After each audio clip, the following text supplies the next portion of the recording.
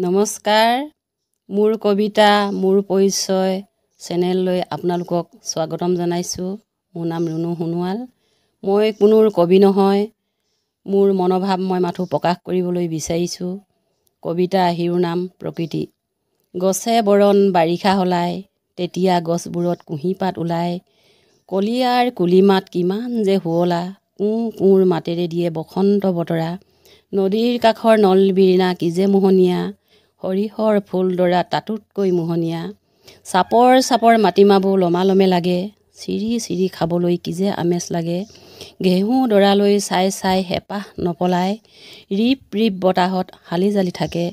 অসমখন সঁচাকৈ বৰ মোহনীয়া, অসমৰ কাৰণে বিদেশী বলিয়া। চাহ বাগানীয়াবোৰলৈ চাই চাই কি যে ভাল লাগে, পিঠিত টুকুৰি ভুকি এটি দুটি কলি ছিঙি মনৰ কথাবোৰ চাগে ভাবে। পৃথিৱীৰ গতিশীল সদায় গতি কৰিব, ঋতু পৰিৱৰ্তন আহি গৈ থাকিব। মানুহ মৰণশীল নিশ্চয় এদিন মৰিব।